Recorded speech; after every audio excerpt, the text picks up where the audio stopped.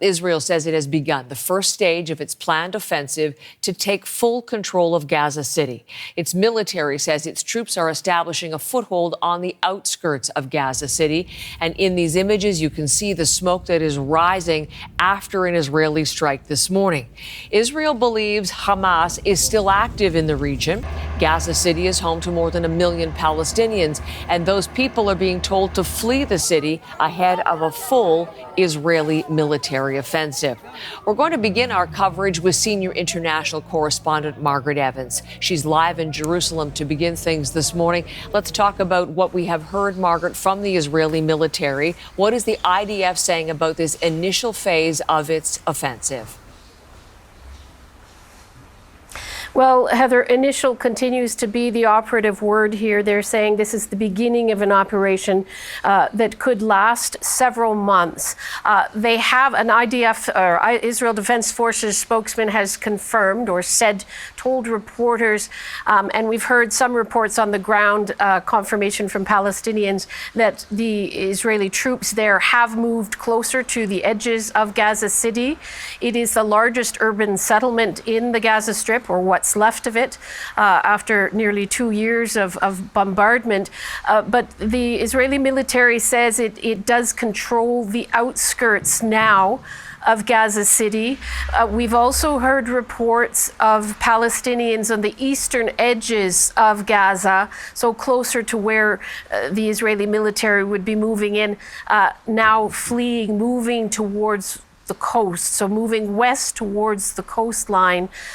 Israel has said it's going to give evacuation orders to Palestinians in Gaza City before any major fighting begins. Of course, Palestinians have been buffeted all up and down the Gaza Strip, and many Palestinians say we won't move again because we've moved in the past to safe zones that aren't safe. But Israel is continuing to insist it is serious about this offensive despite international condemnation and concern over the potential for casualties. They have issued 60,000 notices to reserve soldiers saying to be prepared for the offensive to begin in earnest in September. They say they're going to call up 120,000 reservists. They would take on duties in other parts of Israel and in the occupied territories to allow existing military personnel to focus on Gaza City. Margaret, at the same time, Israel is also reportedly considering this latest ceasefire proposal that's been put forward by Egypt and Qatar. Is there any indication it's prepared to accept these new terms? Well, we've heard some reports that the Israeli Security Cabinet is going to be meeting today to discuss this Gaza City offensive and potentially also consider that proposal. Hamas accepted the proposal on Monday of this week.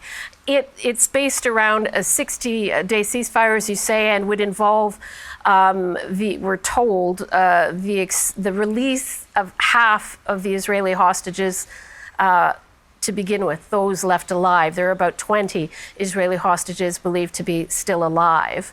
But there was briefings off the record amongst the Israeli media from Israeli officials earlier in the week saying Israel is no longer willing to accept a partial release. This ceasefire proposal is very similar to one that was apparently earlier accepted by Israel, and now apparently, according to these briefings, it's off the table. But there is also some speculation that what's happening now with this talk of the Gaza City pressure, we did also see an attack yesterday by Hamas operatives in southern Gaza against Israeli troops there, that this is pressure ahead of an Israeli response to the ceasefire. We don't know, but what we do know is that international pressure, concern, and alarm over another massive displacement of Palestinians is causing a great deal of alarm. Here's, have a listen to what the UN Secretary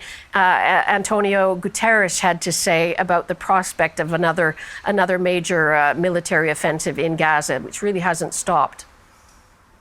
I must reiterate that it is vital to reach immediately a ceasefire in Gaza and the unconditional release of all hostages, and to avoid the massive deaths and destruction that a military operation against Gaza City would inevitably cause.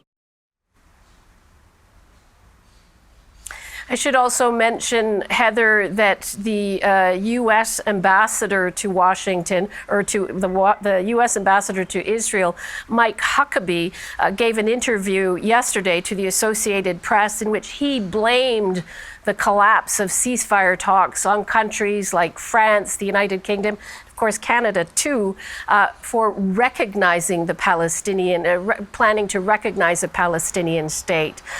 He said that this was the answer to that. So people are waiting now to see if there is really this Israeli cabinet meeting about to take place, whether there will or there won't be an Israeli response.